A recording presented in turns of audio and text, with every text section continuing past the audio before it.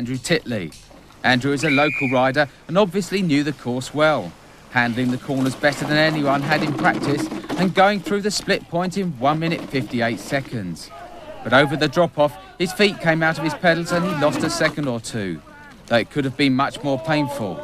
However, it didn't stop him posting an incredible time of 3 minutes and 8 seconds.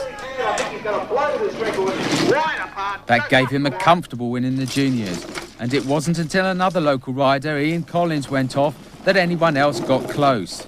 Ian's best result had been 14th in the last round, but his split time of 2 minutes 6 seconds was obviously going to be a target for the later riders.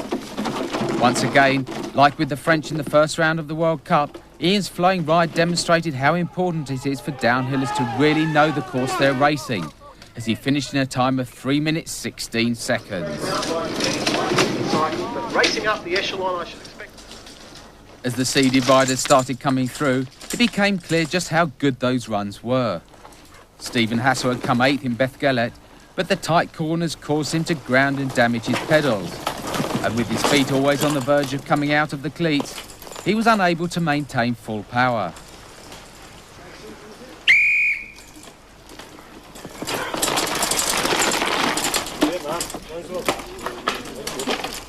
However, that didn't prevent him making good air on the drop-off, though not the top 15. Australian helmet manufacturer. Good ride there as well. Irish rider Robin Seymour has been impressive all season in the cross-country and just can't get enough of the racing. So he also gave the downhill a crack, and with 10th in the first 2 rounds, he was obviously good. His split time in the woods was 2 minutes 21 seconds, but a tumble on the corners put him out of the reckoning. Come on, Robin! Come on, Robin! Come on, Robin! A powerful final kilometre had him move into 3rd at the end of his run, but he eventually slipped down to 13th.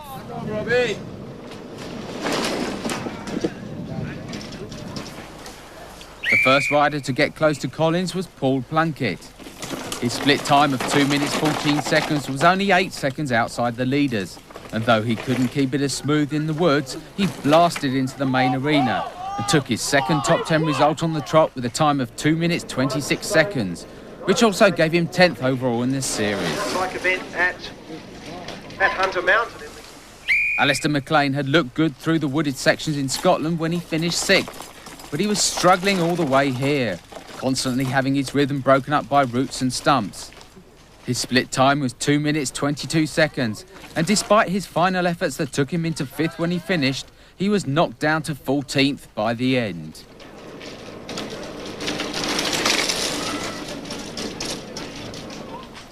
Kona's Chris Horsfield had top 10 finishes in all 3 rounds, and with the likes of McCroy, Craig, Hemming and Kiffing all missing, he was hoping to get into the final frame.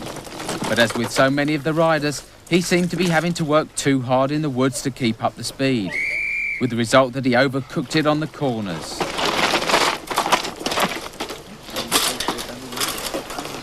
A split time of 2 minutes 23 was an indication of his problems, and he finally finished in a poor 22nd that meant he slipped out of the top 10 overall. After a poor start to the season, Jason Shackleton had managed to move up to 4th in the standings and was only 2 points behind Simon Kipling, who was the best placed of the riders competing here. However, with only 3 results counting, Shackers knew that he needed big points if he was to retain his title, and the second fastest senior split time showed that he was on a good run.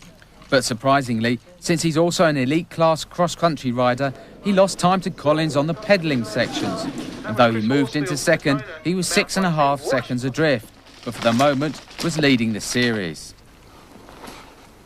Simon Kipling had similar problems, as his best result was only a 4th in the first round, and he knew that there were a couple of good riders behind him in the standings who could drop a poor result if they had reasonable ones here. With the pressure on, Kippers was also struggling through the tight corners, and despite the 3rd fastest split, he tired badly near the end and could only move into 5th, not enough for the title, and with riders to come, he was very unlikely to make the podium. Come on, Simon! Aims up the thing and comes across underneath the finishing line in 3 minutes in 20... Next down was the winner of the last round in Scotland, John Pennyfather. John is another rider over from Ireland, and though not up to Robin Seymour in the cross-country, the downhillers were beginning to take note of him. With a first and a 10th under his belt, he was as likely as any to come away with the title if he could keep it together here. Taking tight lines on the bends, he clocked up a split time of 2 minutes 7 seconds, which was just a second outside Collins. Though not looking as fast as some over the drop-off, John was picking the quick lines, and his finish time of 3 minutes 18 seconds moved him into second and the lead in the series. The starting time right now for Pennyfather. Washing across the line he goes. As with John, Will Longdon had 37 points from 2 results coming into this race, and so Pennyfather would be nervously waiting to see if Will could better his time and thus move into the overall lead. It began to seem that Titley and Collins' times were untouchable and they could have victory today, but the real battle was about the series. Struggling on the corners, Will's split time was a disappointing 2 minutes 20, and he was never going to make up the deficit in the final kilometre, so could only move into 7th. Now Longdon goes across the line in 3:25. Steve Peat had 38 points from his best 2 rounds to date, so once again only needed to beat Pennyfather to take the overall lead. His split time in the woods was 2 seconds down on the Irish rider, but he was undoubtedly the fastest over the drop-off, and he made 2.5 seconds up in the final kilometre, finishing in a time of 3 minutes 17 seconds. That was enough to slip ahead of Pennyfather in the race and the title hunt. 13.5 seconds, that is... Steve could only watch and wait as the last rider capable of taking the series, Pace's Richard Thackeray, headed down. Richard had 44 points from 2 results, so with Pete lying second, Richard would need to finish at least 5th to equal his total. Richard's split time of 2 minutes 11 seconds was a second down on Pete's, and the 5th fastest as he too opted for the tight inside line. But slipping out of the pedals cost him vital fractions of a second, and when he crossed the line in 5th, everyone went to the rule book to try and work out the winner. But in the end, it was decided by one of the later riders, Bobby Blake, who took 4th and thus knocked Richard down to 6th. Racing towards the line in 3 minutes and 21 But the fastest rider on the day was Andrew Titley.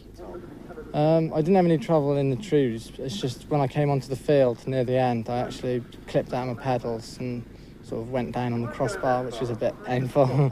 How do you find the course? Well, it cut up a lot this morning compared to what it was last night. Like, I felt really good on it last night.